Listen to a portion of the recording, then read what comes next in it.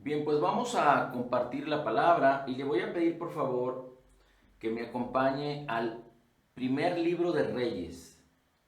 Primer libro de Reyes, capítulo 19. Vamos a buscar la escritura de primer libro de Reyes, capítulo 19. Y vamos a empezar a leer desde el versículo 1. Estamos viendo en Reyes, primer libro de Reyes, capítulo 19, una historia o un suceso con Elías el profeta. Dice así el versículo 1: Acab, que era el rey de Israel, dice, dio a Jezabel, su esposa, la nueva de todo lo que Elías había hecho y de cómo había matado a espada a todos los profetas. Entonces envió Jezabel a Elías un mensajero, diciendo, así me hagan los dioses y aún me añadan, si mañana a estas horas yo no he puesto tu persona como la de uno de ellos. Viendo pues el peligro, se levantó Elías y se fue para salvar su vida. Elías había manifestado el poder de Dios. Dice la escritura que Acab le platicó, le contó a Jezabel su esposa, cómo Elías había hecho y cómo había matado a espada a todos los profetas. Es decir, el poder de Dios estaba en Elías y con Elías. Dios había manifestado su gloria y su poder en o a través de las manos de Elías, a través de la vida de Elías. Pero no sé qué sucedía aquí, que entonces Jezabel, que era la esposa del rey, que prácticamente era el diablo mismo encarnado, por decirlo así metafóricamente, le manda un mensaje a Elías. Si realmente Jezabel tenía el poder para matar a Elías, hubiera mandado a un ejército para atraparlo y liquidarlo, pero le manda un mensaje. Fíjese, el poder de las palabras, sean positivas o sean negativas.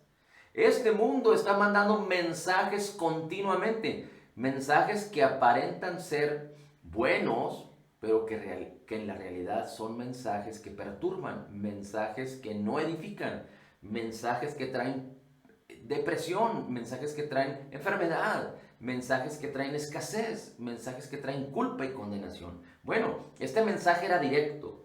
Entonces Jezabel le mandó un mensajero a Elías diciendo, así me hagan los dioses y así me añadan, si mañana a estas horas yo no he puesto tu persona como la de uno de ellos, es decir, como la de los profetas. Viendo pues el peligro, se levantó Elías y se fue para salvar su vida. Elías pensó que huyendo iba a salvar su vida y vino a Berseba, que está en Judá, y dejó allí a su criado. Dice, y él se fue por el desierto un día de camino, y vino y se sentó debajo de un enebro, y deseando morirse, fíjese, deseando morirse, cómo se deprimió Elías, cómo recibió el mensaje, cómo recibió la entrada del pánico y del terror, que Elías deseaba morirse, y dijo, basta ya, Señor, quítame la vida, pues no soy yo mejor que mis padres.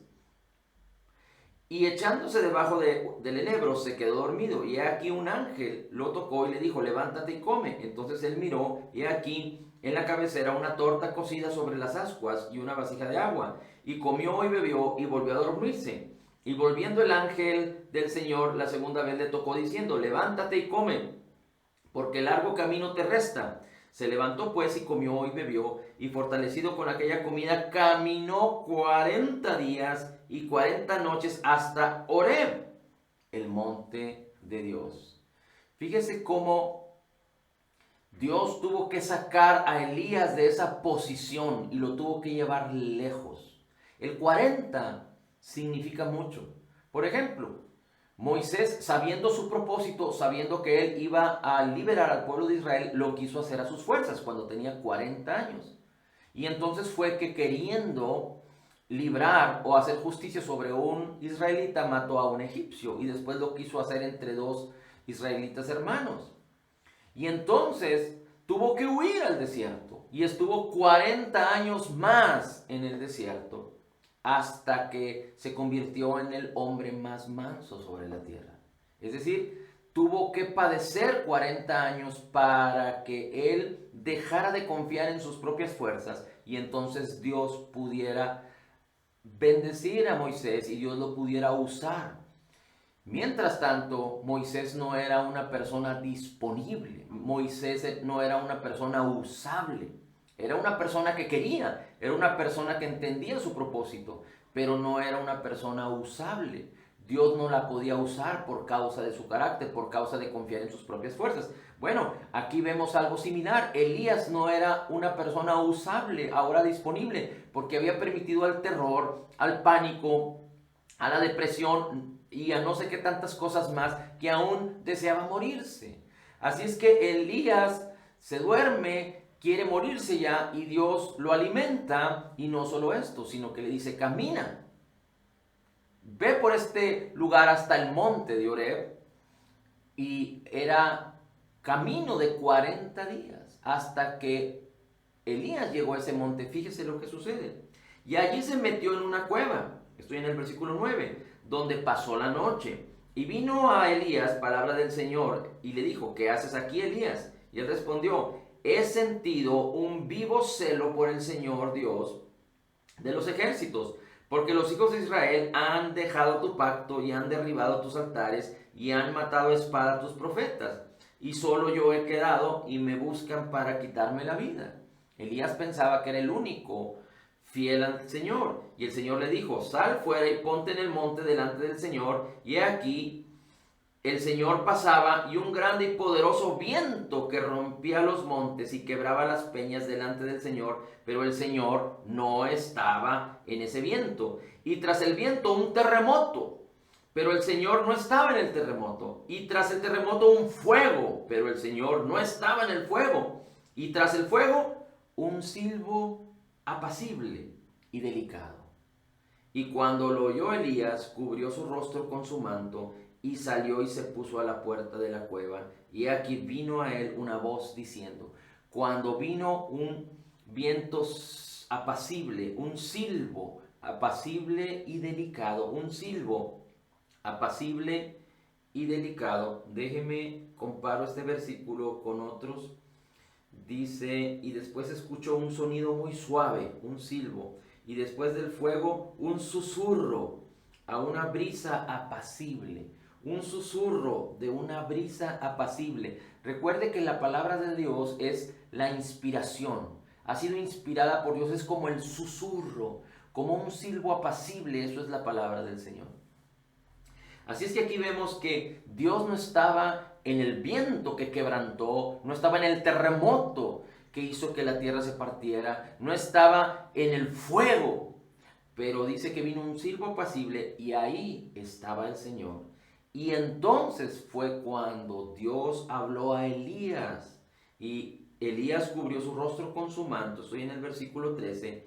Y salió y se puso a la puerta de la cueva, y aquí vino a él una voz diciendo: ¿qué haces aquí, Elías? Y él respondió: he sentido un vivo celo por el Señor, Dios de los ejércitos, porque los hijos de Israel han dejado tu pacto y han derribado tus altares y han matado a espada a tus profetas, y solo yo he quedado y me buscan para quitarme la vida. Y el Señor le dijo: ve, vuélvete por tu camino, por el desierto de Damasco, y llegarás y ungirás a Hazael, rey de Siria, a Jehú, hijo de Nimsi, ungirás por rey sobre Israel, y a Eliseo, hijo de Safat, de Abel Meola, ungirás para que sea profeta en tu lugar. El que escapare de la espada de Hazael, Jehú lo matará, y el que escapare de la espada de Jehú, Eliseo lo matará. Y yo haré que queden en Israel 7,000 cuyas rodillas no se doblaron ante Baal y cuyas bocas no lo besaron. Es decir, Elías pensaba que era el único que había guardado el pacto del Señor, pero dice el Señor: hay 7,000 que yo he guardado que no se han doblado ante Baal, porque Jezabel había causado, la esposa del rey, que todo mundo volteara su espalda, sus ojos a Dios, pero que adoraran a los Baales. Pero algo muy interesante es que cuando vino el viento que quebrantaba el terremoto y el fuego, dice la Escritura, antes de este suceso, dice la Escritura que Elías, dice, allí se metió en la cueva y pasó la noche, y vino a él palabra del Señor y le dijo: ¿qué haces aquí, Elías?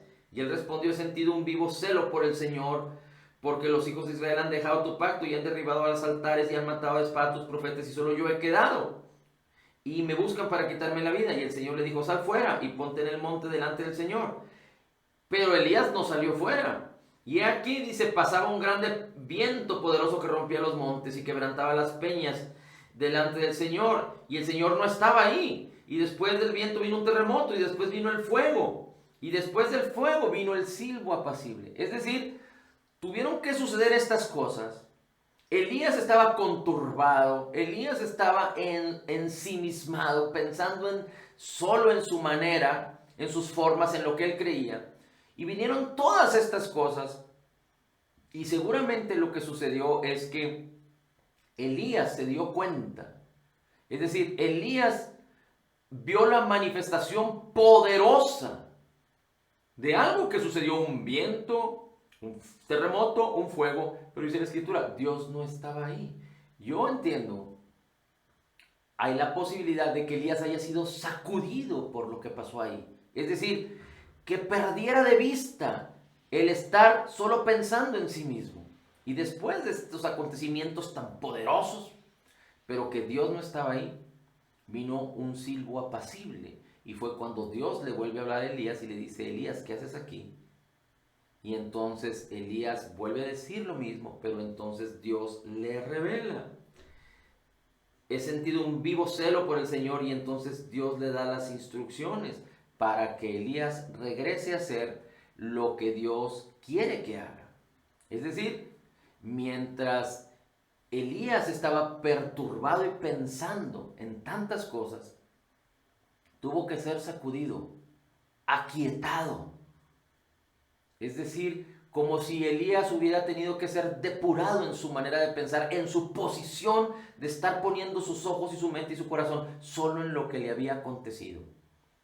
Y entonces, cuando vino el silbo apacible, cuando vino un silbo apacible, cuando aparentemente Elías quedó quieto, desarmado de su manera de pensar, desarmado de su emoción negativa, fue que Dios le habla. Y aunque en el concepto Elías dice, yo solo he quedado y buscan para matarme, pero el Señor le dice, no, hay 7,000 que yo he guardado, que no han doblado sus rodillas ante los Baales. Y le dice, ve y unge a estos 3. Entre ellos estaba Eliseo, quien era el sucesor de Elías. Bien, ahora acompáñeme por favor a una historia en el Nuevo Testamento. Y esta se encuentra en Lucas capítulo 10, versículos 38 al 42. Lucas capítulo 10, versículos 38 al 42. Dice así en Lucas capítulo 10, versículo 38.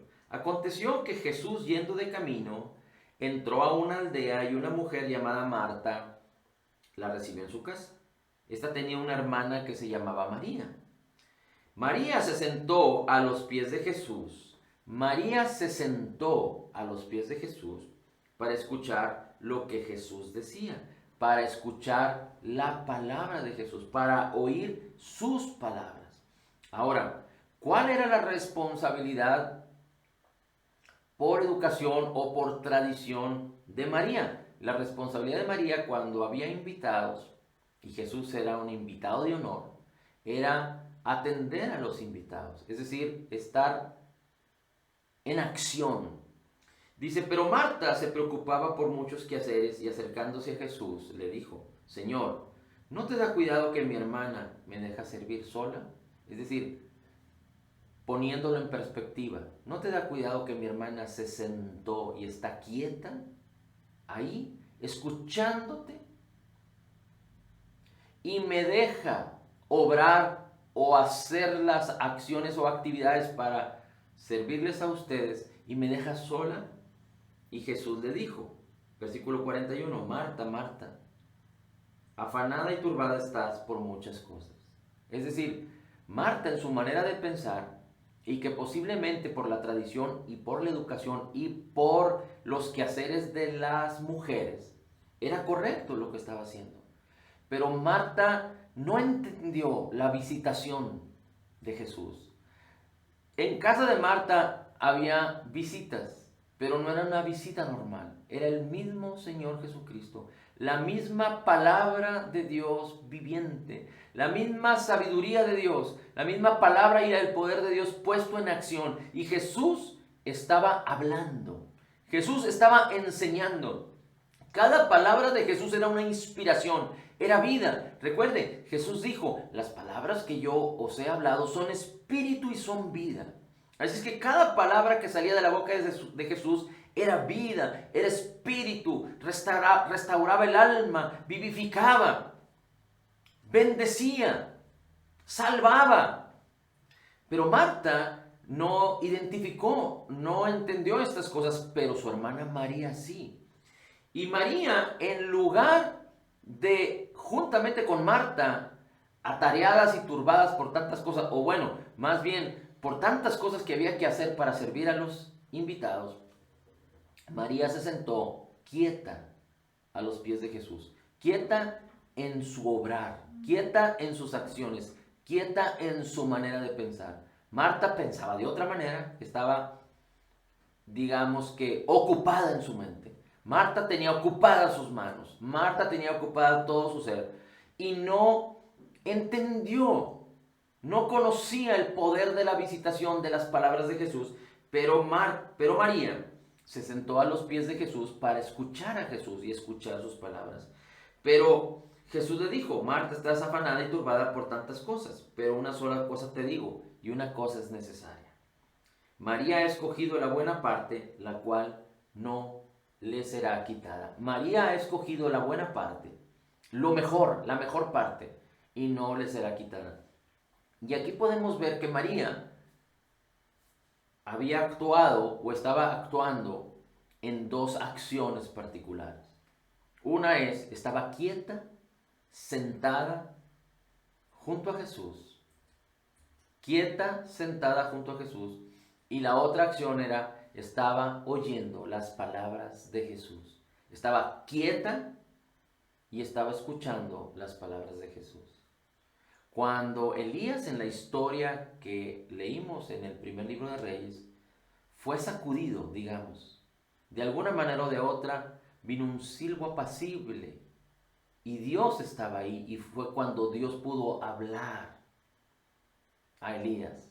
Es decir, es como si Elías quedó quieto después del estruendo de los vientos, después del poder del terremoto y del fuego que se manifestó. Tal parece que Elías quedó quieto, y entonces en la quietud vino un silbo apacible como una brisa, donde Dios susurraba un silbo, y entonces vino la palabra del Señor y Dios pudo instruir a Elías con un propósito poderoso. Ahora, acompáñenme por favor a el Salmo 46. Salmos 46, y acompáñeme por favor al versículo 10. Salmos 46, versículo 10. El Salmo 46 empieza diciendo en el versículo 1, Dios es mi amparo y mi fortaleza, mi pronto auxilio en la tribulación. Por tanto, no temeremos aunque la tierra sea removida. Fíjese cómo habla estos versículos. Y se traspasen los montes al corazón del mar, aunque bramen y se turben sus aguas y tiemblen los montes a causa de su braveza. Son circunstancias similares a las que padeció o a las que testificó Elías en aquel momento. Y dice, Dios es mi amparo y fortaleza. Pero ¿cuándo tú puedes echar mano de esta bendición de que Dios es tu amparo y fortaleza? Cuando viene la adversidad, cuando vienen las situaciones difíciles, cuando aparentemente te encuentras en medio de una tormenta. ¿En qué momento puedes echar mano de la palabra y estar seguro que Dios es tu amparo y fortaleza, tu pronto auxilio en cualquier adversidad, en cualquier tribulación?